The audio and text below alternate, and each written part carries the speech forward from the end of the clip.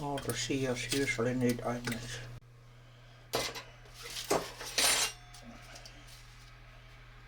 Tema. So what we have here is the intestines, liver, but I'm not. You usually eat this raw. I'm not cooking. This is the top part of the flipper, Omati heart, and then we have one side of the seal meat, which is all the ribs of one side, and we have the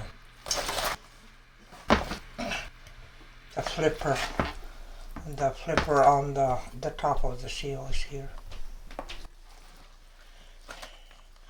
So for this, you have to find you can tell where the joint is, and there's the joint from there.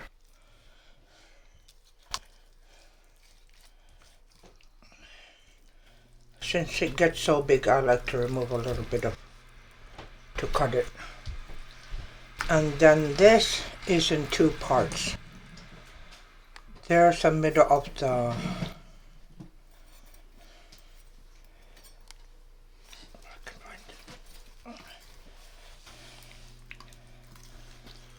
this is in two parts.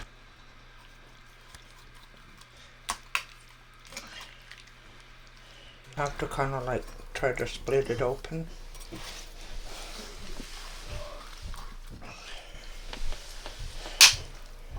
And then you snap the bone at the end of this, so it's broken. You can just open it and snap it apart.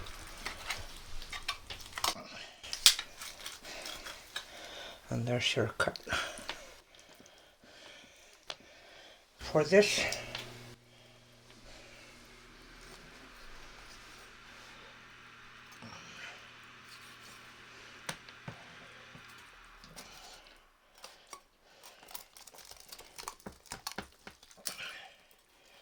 find the rib.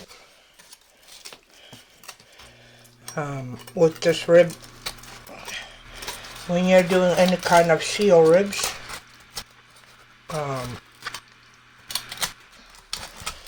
the rib cage is in two parts. This part is the tender part. It's like the spare ribs in a pig kind of thing.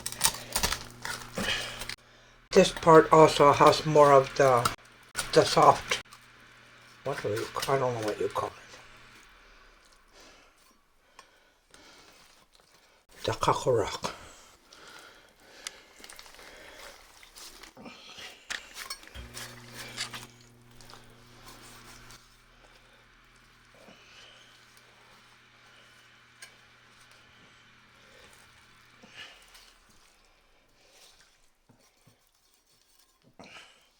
That's one cut. The other cut is, this is the shoulder blade. Always remove the glands. We don't want to cook the glands. You split the shoulder blade this way. You can tell there's a natural split there in the muscle.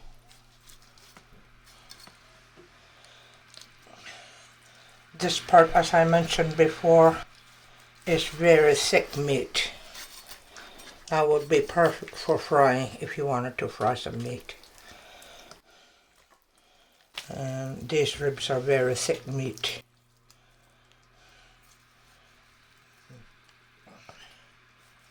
You can do a thin cut this way, one rib at a time.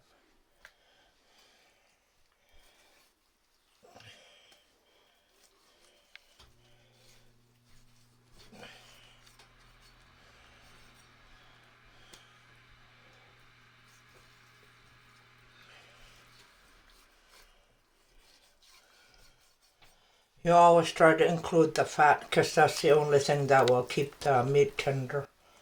So make sure you include the fat when you're boiling it. Or even if you're frying it, it's still good to have a bit of fat on it. The hunters who butcher the meat, they always leave a little bit of fat on it.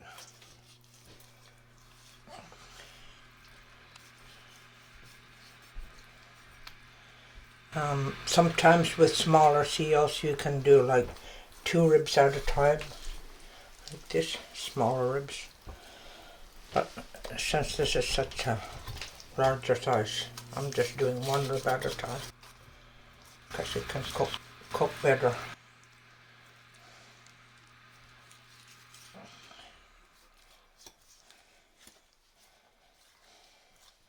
I think it's because we're also getting a bunch of people, so the more pieces you have, the better.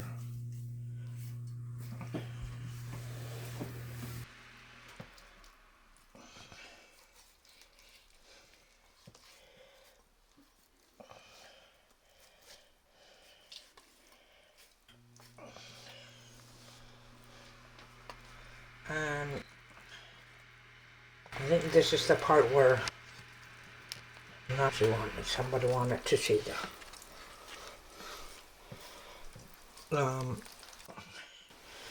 If you feel this, you can feel there's a joint here,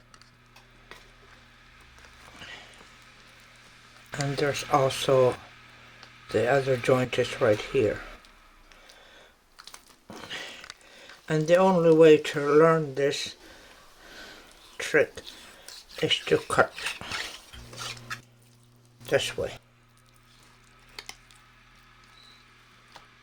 Then you see the natural thing where the muscles are going.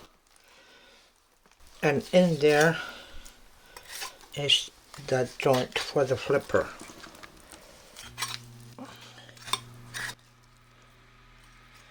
And this part is a little bit tricky because the arm or the flipper part is in 2 parts.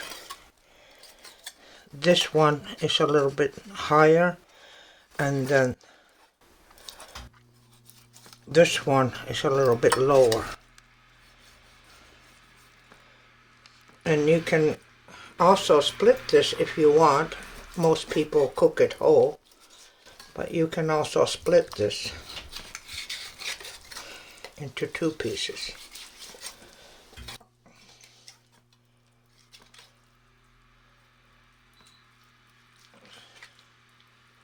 Again, you have to snap it off because the cartilage is kind of tough. This next part, they call it the dog bone.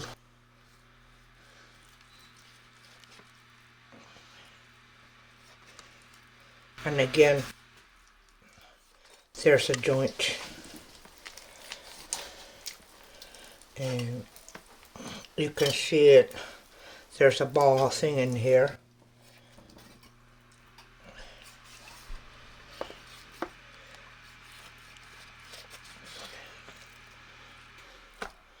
And this is a big one, so I'm going to remove some of the meat because it's a big piece. But basically when you eat all the meat, this looks like a pretend dog with the legs there and the head there.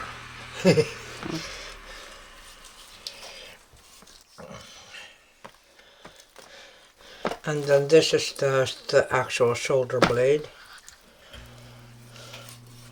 They're usually huge, and this also is a very good part if you want to fry some meat.